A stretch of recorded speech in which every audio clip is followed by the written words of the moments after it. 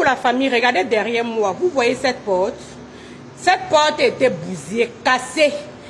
Vous pouvez observer que c'était cassé avec une telle violence. Regardez à quel point, regardez où la porte a été projetée. Ça, c'est l'œuvre d'un gars camerounais, plus précisément Baganté, vivant ici en Allemagne, qui a fait la rencontre d'une fille Bassa, vivant au Luxembourg. La fille, ça ne fait qu'un mois et demi que les deux étaient ensemble. Présentement, le monsieur nommé Olivier est à la police est à sa recherche. La fille également. Le monsieur a fait la rencontre de cette fille en passant par TikTok, comme vous voyez là. C'est où il a dragué la fille, voilà, le courant est passé, ils ont commencé à échanger tout et tout. Mais la fille m'explique qu'ils n'étaient pas encore en couple. Ils étaient sur le projet d'être en couple, mais elle n'avait pas encore validé la relation. Mais entre-temps, elle et le gars, ils se voyaient. Bon, elle me dit au niveau du comportement, elle a remarqué que le gars était un gars très impulsif et que le gars voulait toujours avoir la dernière décision, même quand ça n'allait pas. Bon, elle, en tant que femme, elle voulait aussi se prononcer. Il y a certaines décisions, certaines choses que le gars faisait et puis elle mettait sur la table pour qu'il puisse en parler. C'est que d'ailleurs énervait tellement le gars. Le gars, voilà, la fille ayant marre, a fait savoir au gars qu'elle aimerait qu'il prenne une pause pour mieux réfléchir. Voilà, le gars fait savoir à la fille que je vais arriver chez toi. La fille lui dit non, je ne veux pas que tu viennes chez moi, je ne veux pas te voir, je vais être tranquille.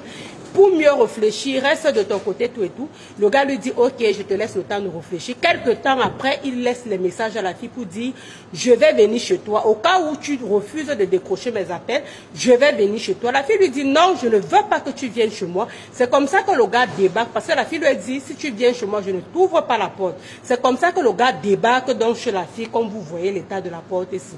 Quand il arrive, il sonne, la fille n'ouvre pas comme elle avait déjà dit. Elle n'ouvre pas, le gars persiste, elle n'ouvre pas. C'est comme ça que le gars commence à prendre les appareils pour taper sur la porte, comme vous avez vu ce dégât. Le gars fait jusqu'à casser la porte, entrer. La fille dit que le gars l'a administré une gifle. Elle a vu la lutte dont le gars est entré. Elle-même, avec son sang qui chauffe, vous connaissez comment les filles sont le tempérament qui chauffe, non? Elle-même a dit que Migui, comme tu vois là, je me suis calmée, vu la façon que le gars la faisait. C'était un férié et je ne voulais pas, moi, que ça vie au vinaigre. Après, c'est mon cadavre qu'on vient trouver. Regardez vous-même l'état de la porte. Elle dit que le gars l'a administré une belle gifle.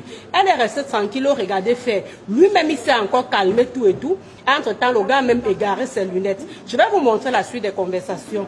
Il y a les voisins qui ont appelé la police. Quand les voisins appellent la police, le gars commence à expliquer que non, c'est juste son ami, il n'y a eu rien, tout et tout. C'est d'où la fille trahit que non, elle dit à la police que non, le monsieur est venu l'agresser chez elle au point de casser sa porte. Entre-temps, les policiers ont amené le monsieur au poste de police où le monsieur a donné des très fausses informations le concernant parce que la fille me dit, Migui, c'est après ce drame que je me rends compte en fait que je ne connaissais même pas le gars. Parce qu'elle ne connaît pas le vrai nom du gars, mais sinon il s'appelle Olivier. Je ne vais pas terminer parce que c'est un gars qui est ici sur TikTok.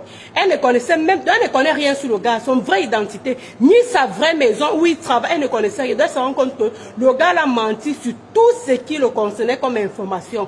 Donc voilà, une fois la police, le gars également a donné des très fausses informations le concernant à la police. C'est comme ça qu'on le laisse rentrer à la maison. Voilà que la police plus tard constate que non, ce gars a donné des fausses informations. Quand on redemande à la femme de recontacter le gars, je vais vous montrer les messages que le gars a envoyés. Voilà les messages que le monsieur a laissé à la fille et pour lui faire savoir qu'il se fout carrément d'elle. Il n'a pas peur de la police. Le monsieur montre à la fille qu'il maîtrise. Pour l'instant, il maîtrise encore. Donc, il lui a fait savoir, ma chérie, fais comme tu veux, je n'ai rien à foutre. Et la fille a tellement mal parce que la facture de la porte que vous avez vue là monte à plus de 600 et poussières d'euros. Et à l'heure où nous sommes là, la fille risque de faire partager les photos de ce gars dans les journaux au niveau du Luxembourg, également passer dans les journaux, également passer dans les chaînes télévisées ou dans les réseaux sociaux pour qu'on puisse mettre la main sur le gars. Présentement, il reste encore en anonyme parce que je connais très bien de qui il s'agit. C'est un gars qui est très actif ici sur TikTok, mais présentement, la fille a tenu qu'il reste en anonyme. Le monsieur s'appelant Olivier. Et Olivier, là, tu dois te reconnaître. Mon frère, il faut coopérer. La violence, ce n'est pas bien. Quand vous parlez tous les jours, après vous allez dire que vos soeurs camerounaises sont montées, sont descendues. Et la violence, ce n'est pas bien. Je dis que l'état de la porte, là, ça montre à quel point c'est le genre de gars. Quand un homme se lève pour aller tuer la femme, il ne se lève pas pour dire que je parle à tuer. C'est sous le coup de la colère, quand tu ne te maîtrises pas. C'est d'où le pire arrive. Voilà, sur ce, bonne journée la famille.